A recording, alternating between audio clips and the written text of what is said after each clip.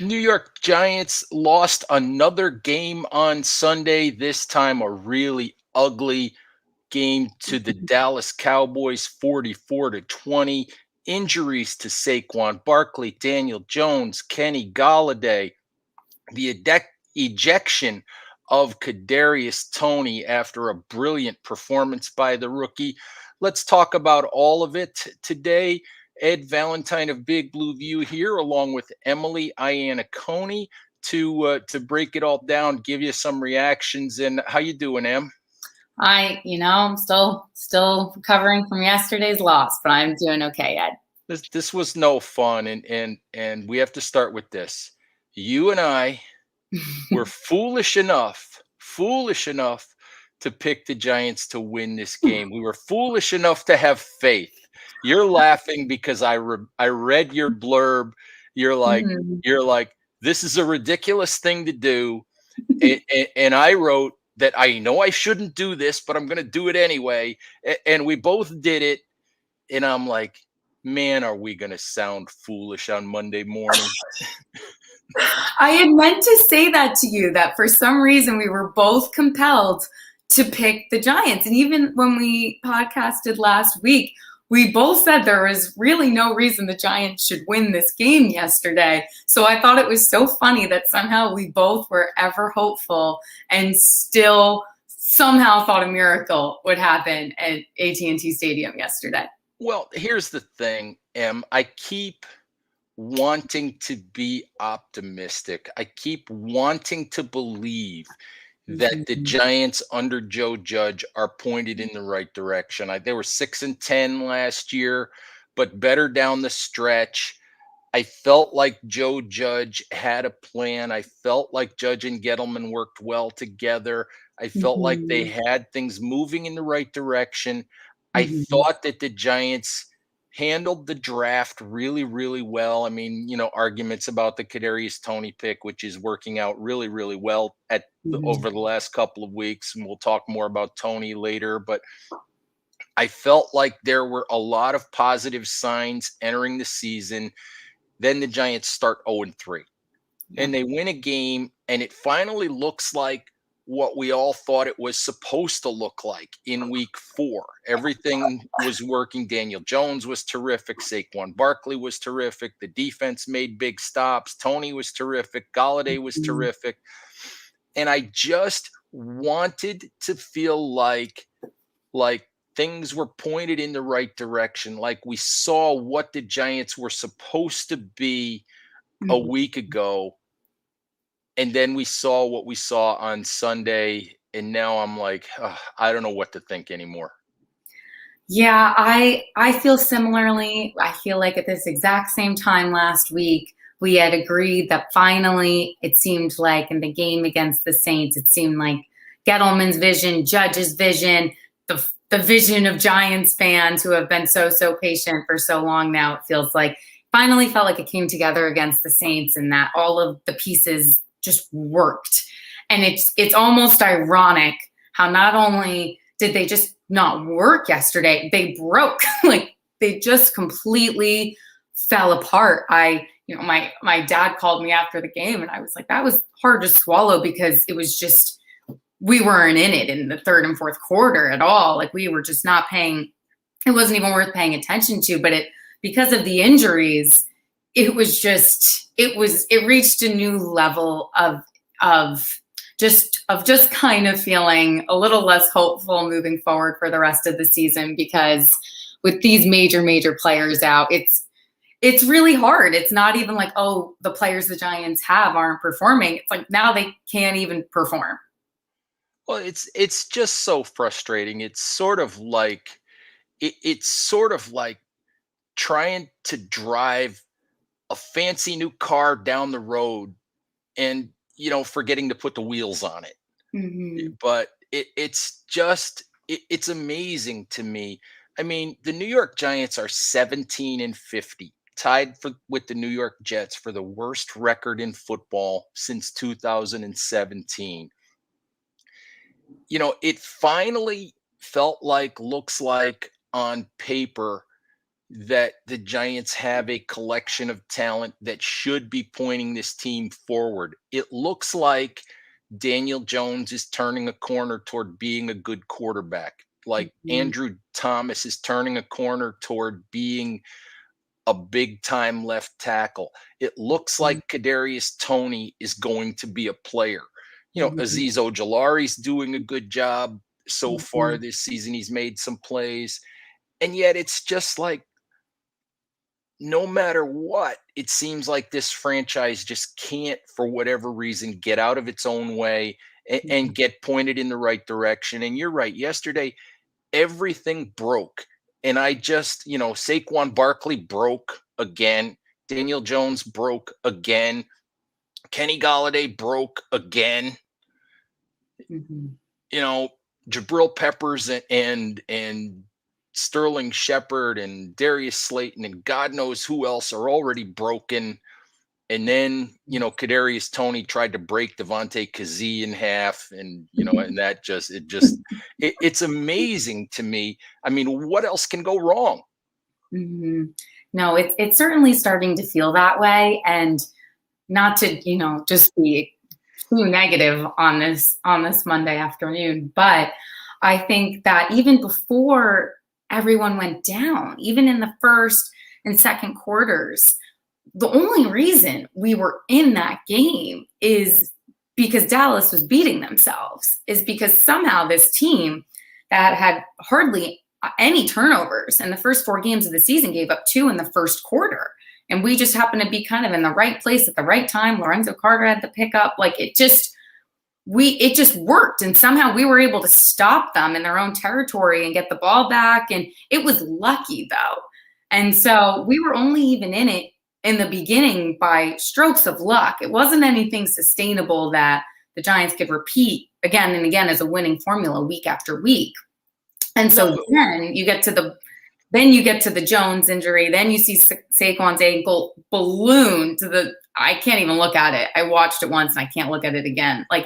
And then that's when it really just started to fall apart.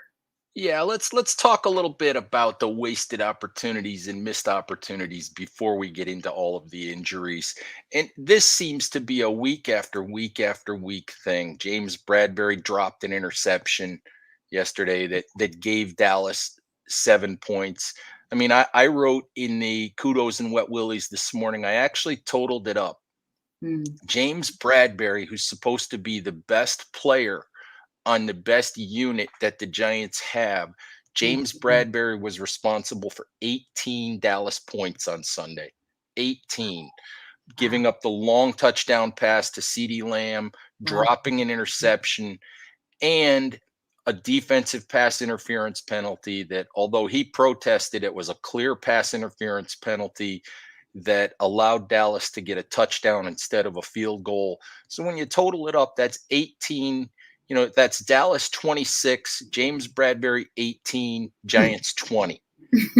And and it's just an example. How many interceptions have the Giants dropped? How many plays have their best players not made? Mhm, How many mhm, times can they get a break yesterday on a nice play by Lorenzo Carter? They get the ball mhm, at the 50, they get 0 points. mhm, They get another turnover. Granted, it was deep in their own territory on the fumble by Dak Prescott. They get 0 points. And you cannot win football games when teams hand you opportunities and you make nothing of them. And the Giants seem to do this week after week. And I don't know if it's the Giants don't because the Giants good players or supposedly good players aren't that good. I mhm. don't know what it is. But the last thing I'll say before I let you, offer your thoughts is James Bradbury stood in front of the media last night and he said, well, it starts with us just going back to work and getting back to practice and trying to clean things up and trying to get better. And what I want to say to James Bradbury and Adoree Jackson and Logan Ryan and Darius Slayton, for crying out loud, is how Mhm. about we start with catching the football when it's thrown to you? Right. Right. And Evan Ingram. Let's say it to Yes, him as well. yes, Evan Ingram, of course. Always Evan Ingram. Always. Devontae Booker yesterday dropped one too. He did. Yes, he did. He did. Everyone who could did. Pretty much. Pretty much. It felt like. No, and you're right. You're right. We shot ourselves in the foot many times. We got lucky. Their tight end, Dalton Schultz, dropped a touchdown early that forced Dallas to settle for a field goal. And then you mentioned Prescott fumbled snap at the Giants' 5-yard line. So that gave us back the ball, but we didn't do anything with it. And then even the one time we did get into field goal range, we had Graham Gano miss one. And he's now, after making 37 straight, I believe it was, he's missed 2 in the past couple of weeks. And so it just feels like even the players like a Graham Gano, like a James Bradbury last season, I would have said I would have wanted James Bradbury on anyone. I remember last season, the one game when James Bradbury couldn't play, and I felt like it impacted the entire game plan of that game. It changed the entire secondary, and now he just seems like a lesser version of what we saw last season. And like I said about Gano, it's just like these players that we really thought we could rely on are not stepping up. And that's okay sometimes. That's why you have, a 52-man roster, and that, that's why you have depth. But as more and more players go down, and we, Judge mentions this next man up mentality, the problem is there are no men left. Who's going to step up next?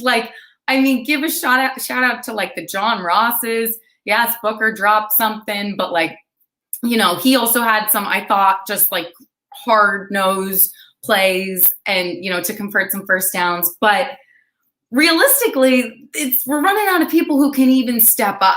So that's what's frustrating when, James Bradbury says we got to go look back at the film and we got to study, got to prepare this week. Judge says next man up mentality. And it's kind of like, well, what does that even look like? We can't even imagine what that looks like at this point. I don't know. What's your 40 time, Em? I ran in college. I'm not slow, but it's definitely not fast. Well, maybe you could have gotten to CeeDee Lamb before Julian Love did Sunday. Mm-hmm. Truly, we have to move on from the missed opportunities and all of that. We have to talk about these injuries, and it borders on ridiculous what's going on. I mean, you go back to training camp, and you go back to all of that, and you've lost Shane Lemieux for the season. Now you've lost Nick Gates for the season. You've lost Blake Martinez for the season. Yes. Darius Slayton's not playing. Sterling Shepard's not playing. Andrew Thomas didn't play. Jabril Peppers didn't play. And then the game happened. And the first thing is I saw somebody try to tweet that Jordan Lewis stuck his foot under Saquon Barkley on purpose. And I'm like, come on. Let's just not go there. It was a freak thing that happened. It happened. It was really unfortunate. It was really ugly. Yeah. And I'm with you. It's like, as soon as I saw that ankle, it's like I thought, there's 3 games, Yeah. It's just, and it's like the guy cannot catch a break. He fights his way back from the torn ACL and the meniscus damage and whatever other damage there was to his knee. And he finally starts to look like himself. And the Giants finally start to really incorporate him into the passing game the way that they did against New Orleans. And then that happened. Yeah. And I don't know what to say. Is he injury prone? Does he just have bad luck? I don't know what to say. I mean, it's just, I just shake my head and go, oh, not again. Right.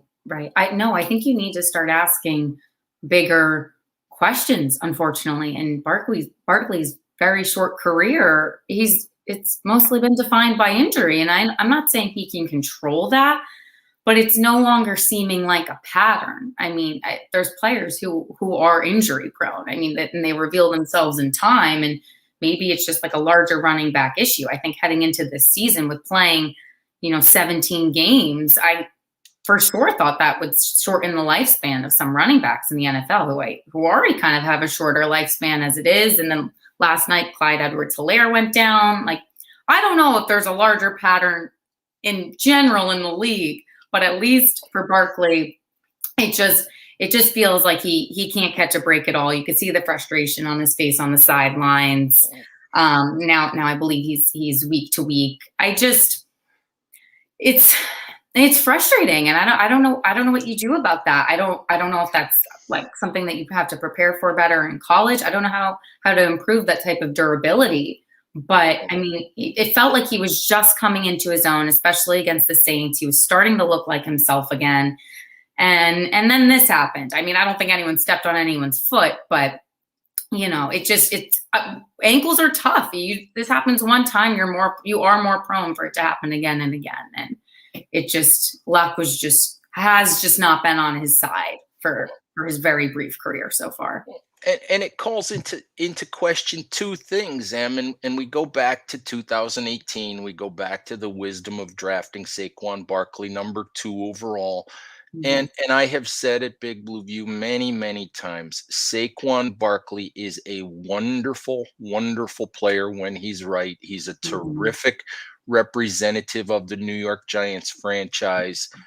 But when you're 3-13 in 2017, when you're starting over, when you're trying to rebuild a franchise, rebuild a team, a running back with the 2nd overall pick is not the right way to do that, for the simple reason that by the time that running back is ready for a 2nd contract, basically what's going to happen is that running back's prime is going to be spent playing for a bad football team. Right. And it's just not going to be the most ideal way to rebuild a franchise. And I think we're kind of seeing that play out. And the other thing it calls into question is this is Saquon Barkley's 4th year.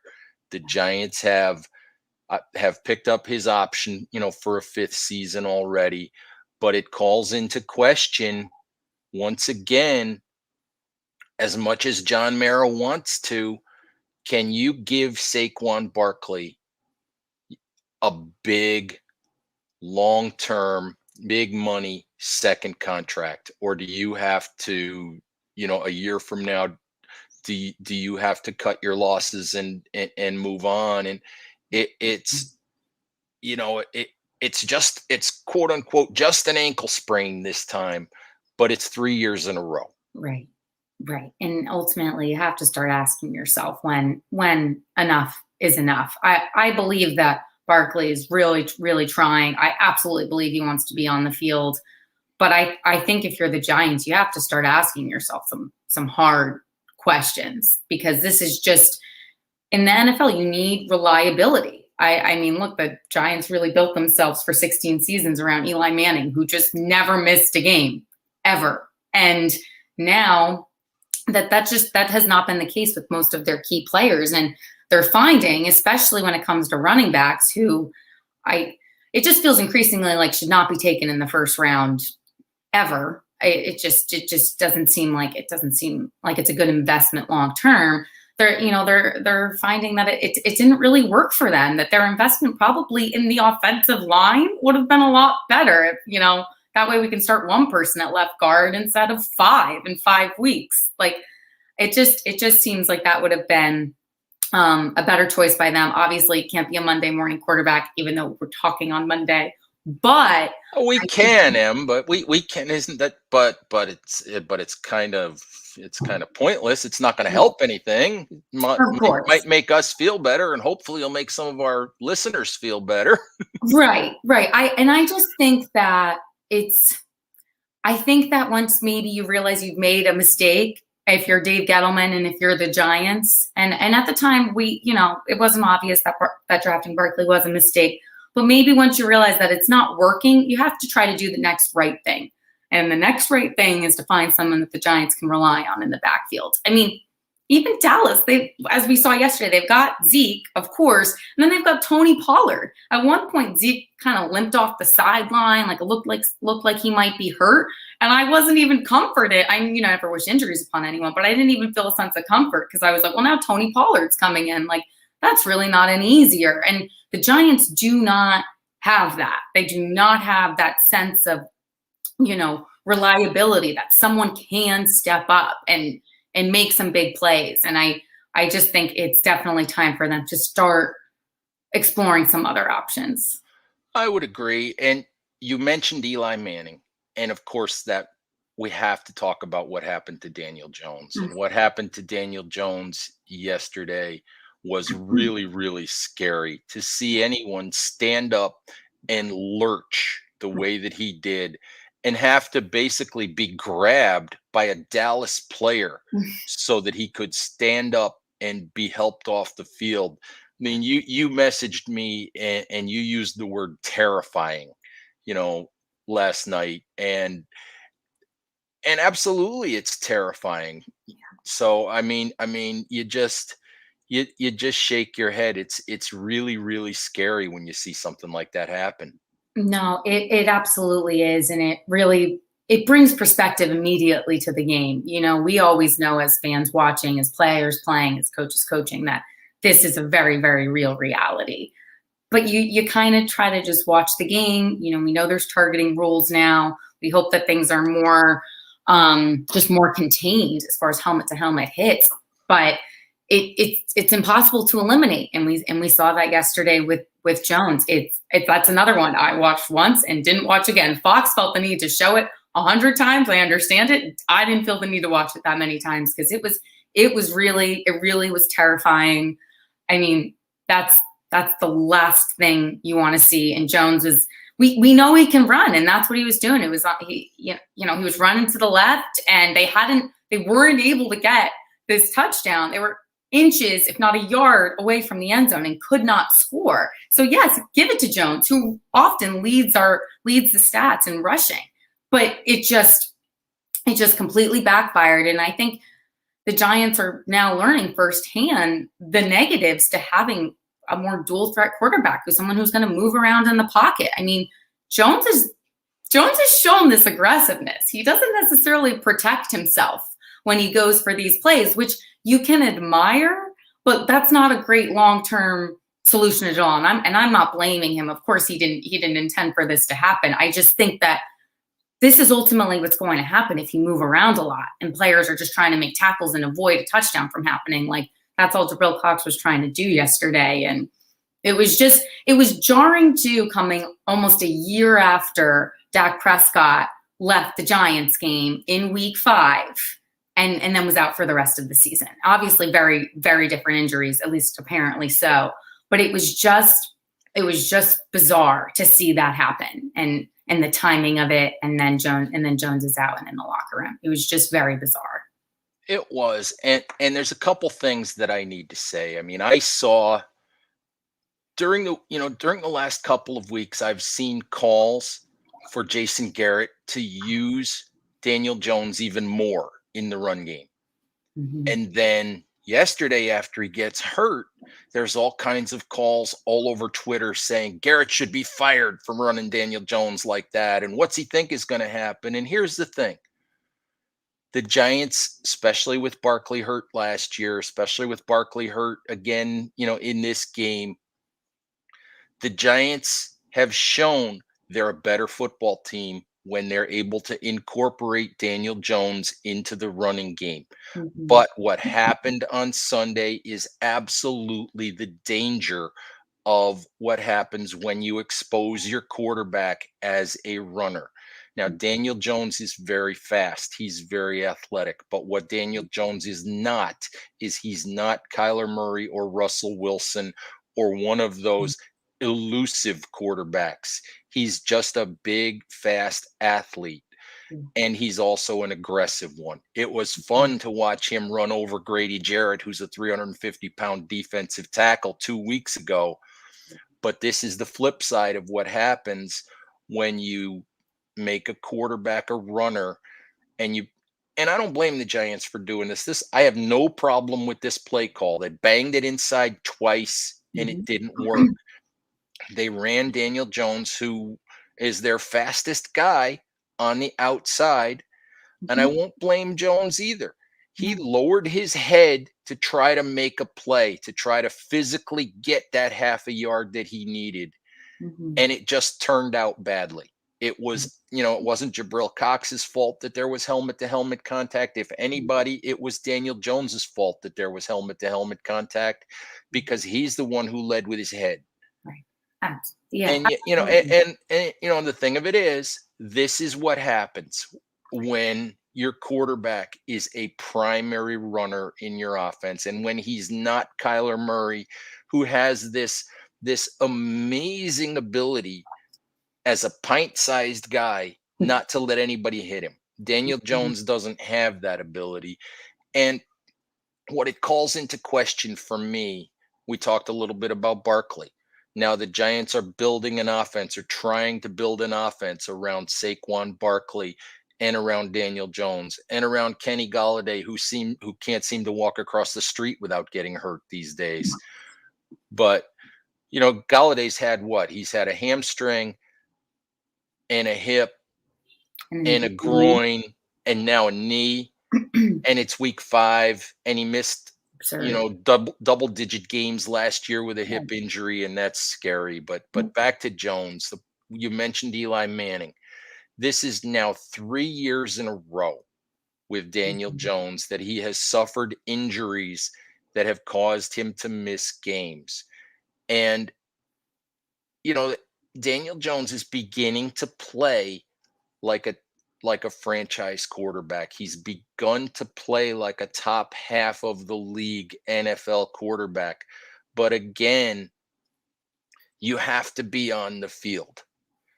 You have to be on the field, and this is 3 years in a row now that Daniel Jones is going to be impacted by injuries. Yeah. And, and you wonder about the viability, and you wonder about the long-term sustainability of Daniel Jones at this point, because this is, it's year after year with this. Absolutely. It's exactly what we were just saying with Saquon too. Eventually it's not just coincidence. It becomes a little bit of a pattern. Of course, yesterday no one wants to get hit in the head, of course. But you can't deny, like you said, this is the third straight season that he'll miss time. And it's just you can't build an offense around inconsistency. The Giants have been trying. The offensive line has done the best it can, especially, but you can't have long-term success that way.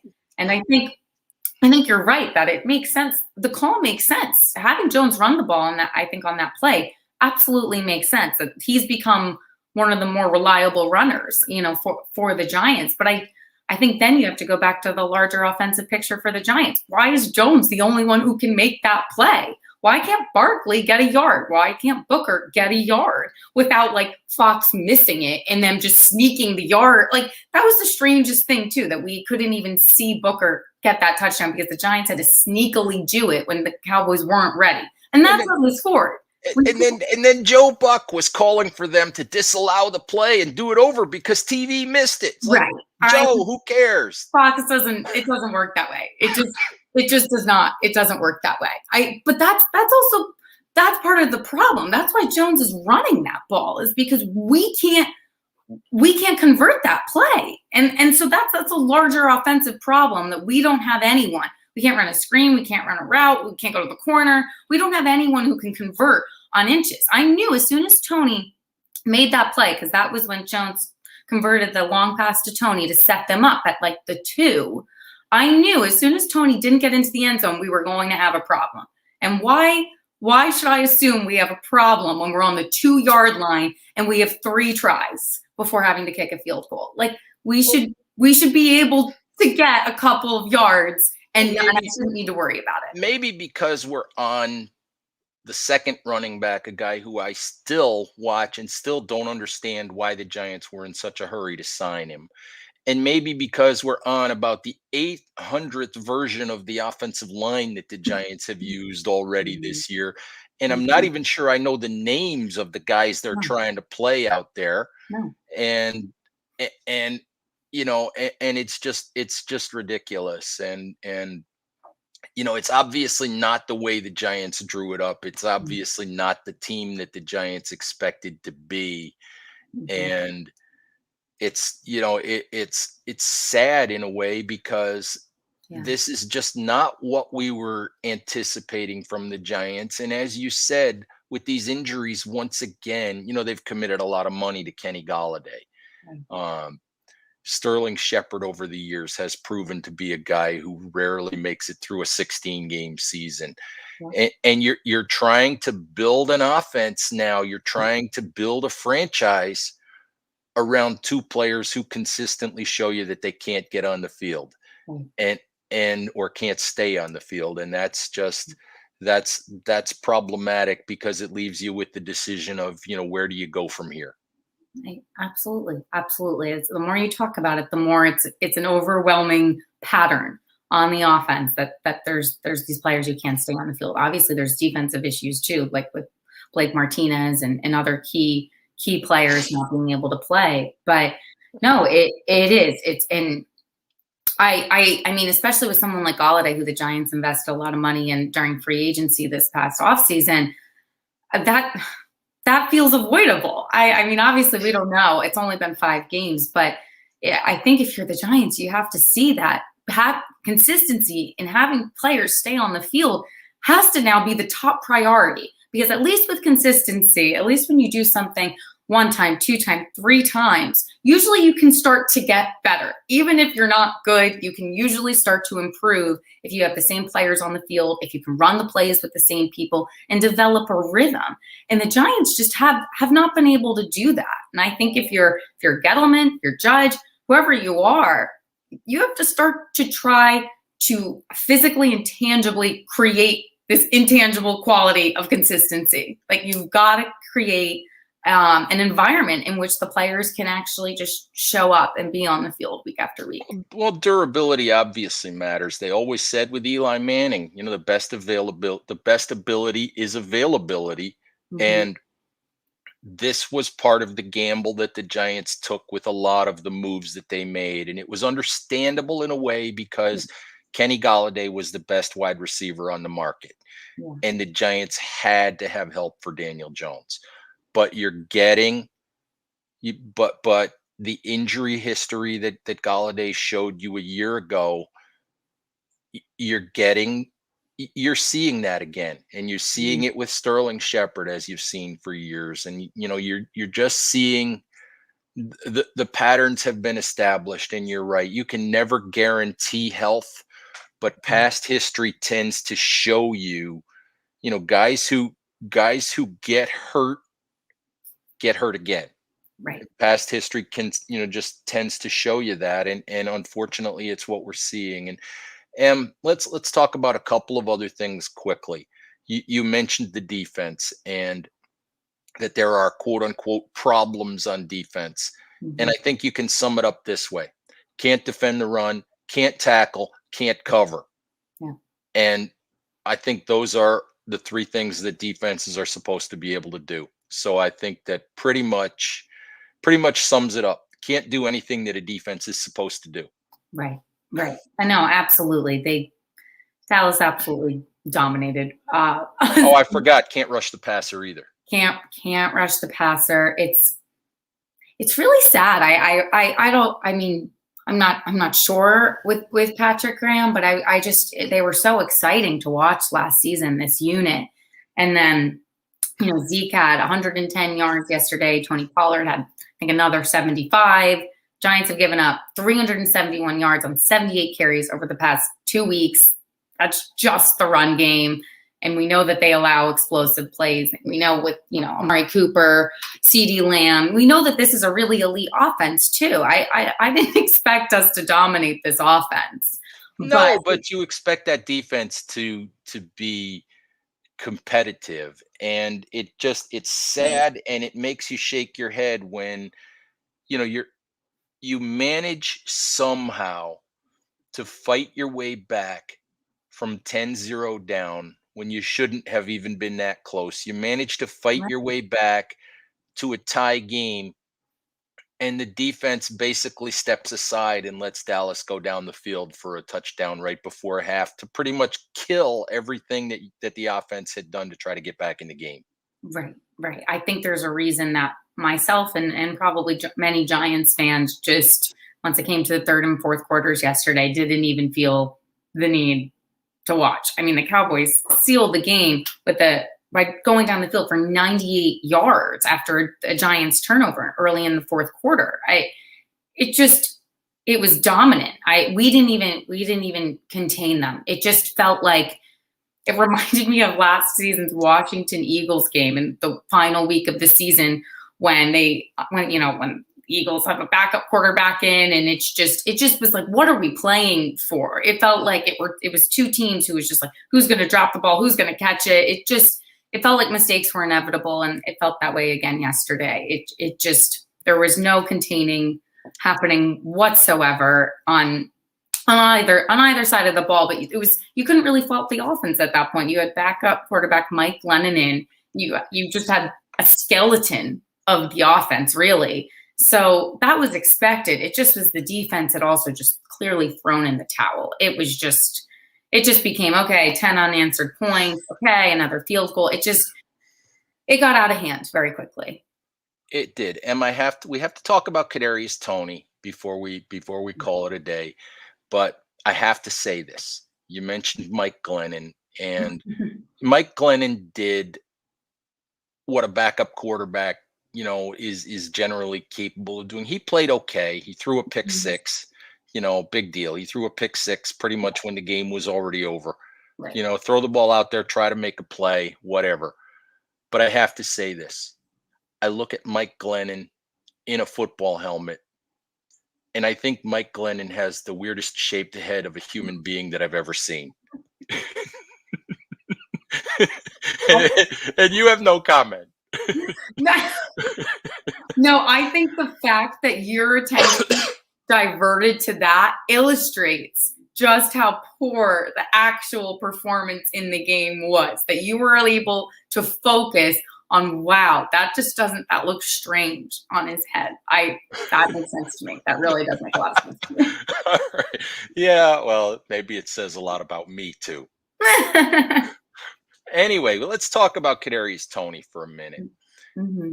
On the good side, finally, the last 2 weeks, we've seen what Dave Gettleman was telling us, what Chris Pettit was telling us, what Joe Judge has been saying, what his teammates have been saying, why the Giants were comfortable drafting him at number 20. We've finally seen it. Mm-hmm. This guy, when you get the ball in his hands, he can make NFL defensive backs look silly. NFL defenders are not supposed to land on the ground grasping at air the way that Kadarius Toney makes them on a regular basis. Mm-hmm. And it's just it's incredible to watch. I love the toughness. I mean, he can obviously, make plays down the field. He can make contested catches. He's got the toughness to not only make guys miss, but he doesn't step out of bounds. He sticks his head in there and he'll try to push for an extra yard or two. Mm-hmm. I mean, you have to love the competitiveness. You have to love the athletic ability. You have to love all of that. But I can't forgive the punch at the end of the game. I just can't. Mm-hmm. There were questions about Kadarius Toney's maturity coming out of college, and it just showed me that I think a lot of what we've seen with Kadarius Toney, with some of what's taken so long for him, I think there has to be a certain acknowledgement that some of the maturity concerns about him were correct, and I cross my fingers that he understands that yesterday can't happen again, and that he matures, into a guy that the Giants can trust. It bothered me for months, going way back to the spring. Way back in the spring, Giants coaches were talking about he has to earn our trust. He has to earn our confidence, which tells you that they had questions too Right. about his work habits, about whatever, about his ability to be a pro. Mhm. And we saw yesterday that as brilliant as he is, Yeah. there is that other side that's still that has to mature, and that will be a cause for concern. I mean, I don't know, what were your thoughts on Tony, both on the field and with what happened at the end of the game.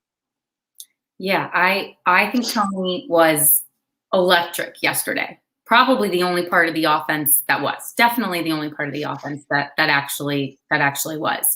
He embodied an aggressiveness and a desire to win that it just feels like we haven't seen. That, like you said, was sticking his neck out, with really trying for the extra yard. He has a unique ability to make defenders miss. He is fun to watch, and when he has the ball, it feels like we can maybe make something happen, which feels rare these days. But at the same time, I think he absolutely embodied how he was defined entering the draft, and then also coming out of the draft after the Giants selected him. It was a pick that worried me from the very, very beginning, and it shocked me. It shocked me because I think that the Giants have a long and storied history of picking players with some behavioral issues. And I remember reading, the Athletics draft guide, and Tony is also known for his rap career at the same time. And there's these weird other off the field concerns, and I kind of just tried to ignore it and tried to go with it. Obviously, coming out of the draft, players are young. They do have to mature on and off the field. I think that's okay. I think that they can be given that time and that leeway and the space to mature. But he needs to realize that on an offense in which so many receivers are hurt, you have Sterling, you have Slayton, now you have Galladay. He's it. And that, for him, that's a big career opportunity. That's big for the Giants. There's a lot of reasons he should take advantage of that and be very, very aware of that and not ruin it for himself by punching a guy. But it's tough because I also think part of why he's great is because he's so explosive and because he cares. And we just saw that embodied in a different way when he was punching people in the fourth quarter. But in the first quarter, we saw it in terms of an exciting catch. It's just, we saw it come out in very different ways. And I really think only time will tell which is going to dominate. Is he going to be able to kind of contain that fire and harness it into just making explosive catches, or is it going to hurt him from time to time? We've been down this road before, not that long ago, with a very explosive but very, very temperamental wide receiver, Mm-hmm. and we know Mm-hmm. how that ended. And Mm-hmm. and and I have my fingers crossed that this one turns out differently, because Right. he's a special. He's obviously, what we've seen the last Absolutely. 2 weeks. He's special. There's no question about it. He's special when you put the ball in his hands, Mm-hmm. and you need that if you're going to eventually, somehow, some way, someday, sometime before I die, maybe be Mm-hmm. a good offensive team. Yeah, absolutely. I know. Truly, fingers crossed. Fingers crossed. All right, thank you very, very much, for spending some time, and for offering your thoughts on the latest Giants debacle. Giants fans, thank you as always for listening. Please remember, take care of each other out there, stay safe, and we'll talk to you soon. Bye bye.